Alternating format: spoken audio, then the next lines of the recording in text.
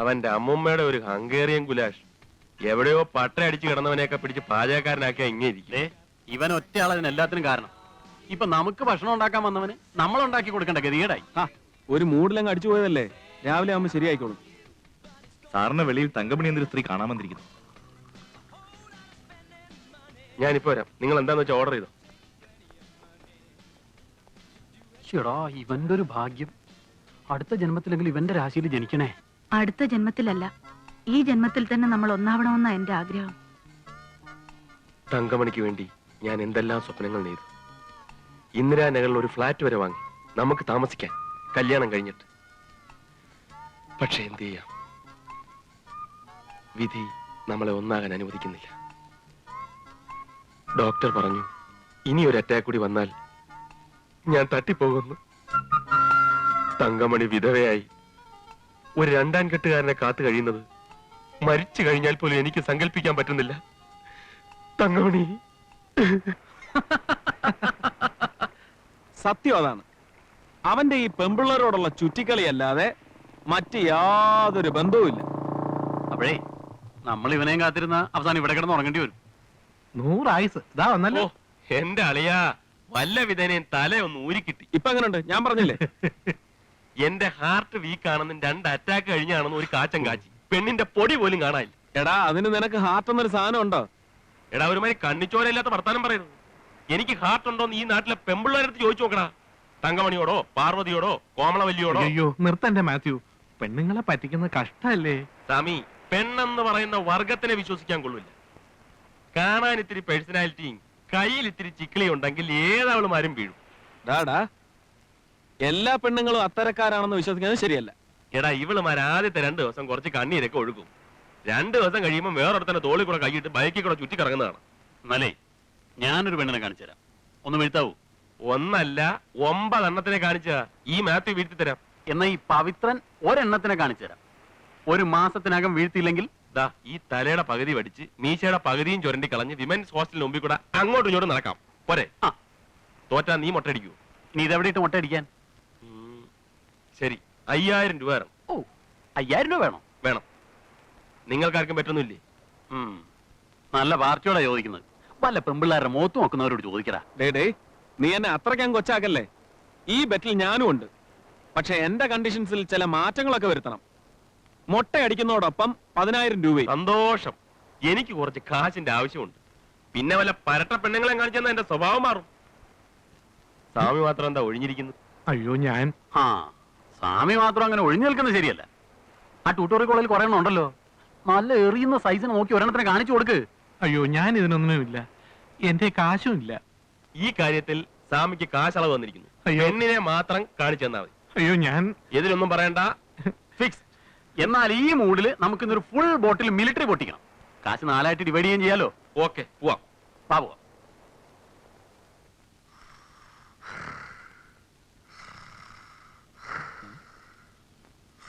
ഡോ ഫൈസാറേ, ഡോ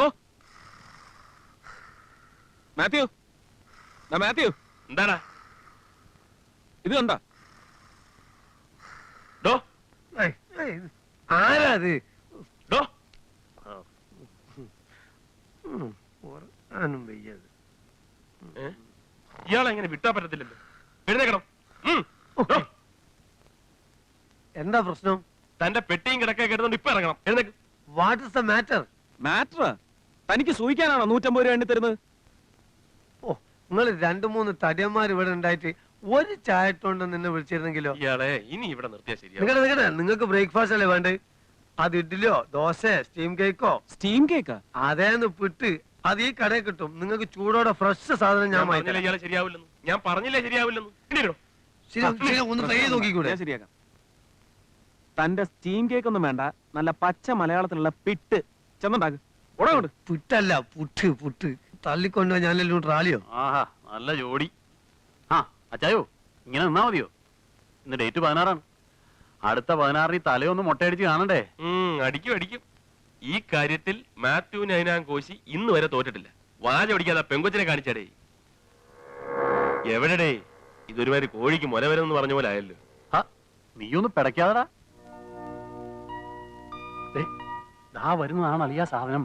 ആ മോപ്പറ്റിൽ വരുന്നത്. പേര് റോസ്മേരി.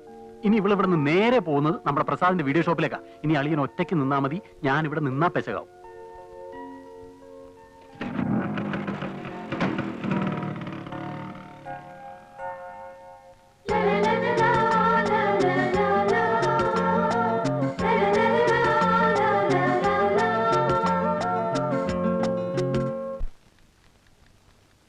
Token number 67.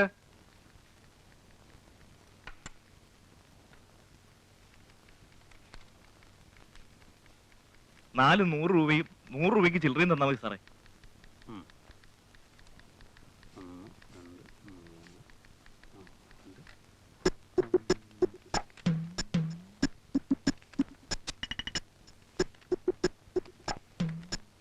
ഇതത്ര പ്രശ്നമുള്ള കാര്യമൊന്നുമല്ല. അങ്ങോട്ട് എന്ന് ധൈര്യമായിട്ട് മുട്ടണം. എന്നിട്ട് ചോദിക്കണം, നീനാ രാജശേഖരനല്ലേ എന്ന്. അവളല്ല എന്ന് പറയും. അപ്പൊ നീ വേറൊന്ന് ചോദിക്കണം. അങ്ങനെ പിടിച്ചു പിടിച്ച് കേറണം.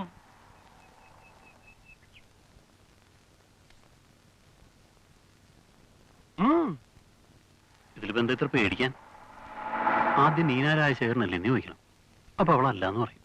അപ്പൊ വേറൊരു പേര് ചോദിക്കണം. അങ്ങനെ പിടിച്ചു പിടിച്ച് അങ്ങോട്ട് കയറണം.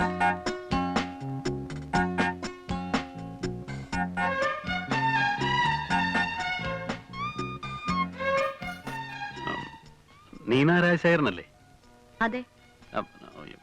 നീന രാജശേഖരൻ തന്നെയാണല്ലേ? എന്താ? അല്ല, ഒന്നുമില്ല, അറിയാൻ വേണ്ടി ചോദിച്ചതാ. അറിഞ്ഞല്ലോ. എന്നാ എഴുന്നേക്ക്. എഴുന്നേൽക്കാൻ. ഇതേ എന്റെ വണ്ടിയാ. സോറി. ഗിറ്റാറാണല്ലേ? അല്ല, വീണ. നിനക്കിതൊന്നും പറഞ്ഞിട്ടില്ലടേ. നീ കളഞ്ഞിട്ട് പോടേ. അവളാണ് മിടുക്കി, സ്മാർട്ട്. നീ എനിക്കൊന്ന് കാണിച്ച. അല്ല ചായ, ഇതിപ്പോ എന്റെ ഒരു പ്രസ്റ്റീജ് ഇഷ്യൂ ആയിരിക്കാം. അച്ചായൻ പറഞ്ഞ 1-2 ടെക്നിക്കൽ ഫോളോ ചെയ്ത് നോക്കി, രക്ഷയില്ല. ഇനിയിപ്പോ ഒരു പവിത്രൻ ടെക്നിക്ക് ഇറക്കി നോക്കട്ടെ. പവിത്രൻ ടെക്നിക്കോ? ആ.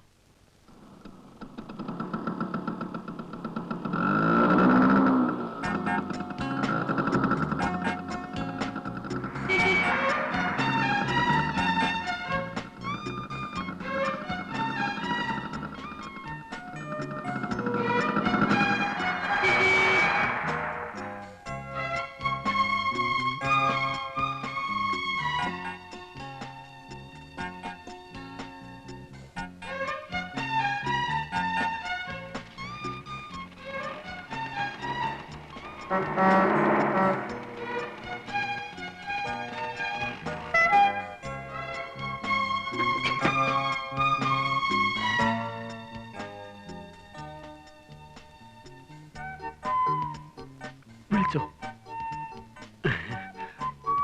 എന്താ? വരട്ടെ.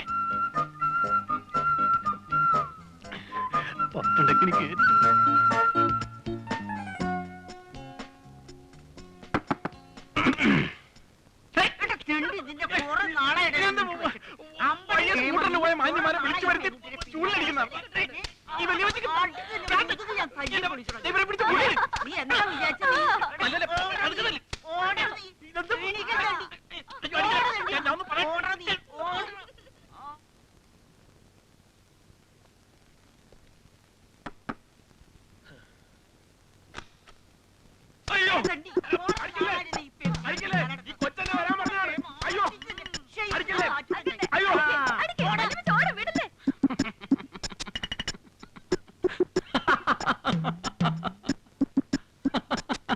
വല്യമ്മച്ചിയുടെ ജൂലിന്റെ രസം അച്ചായനും അറിയും.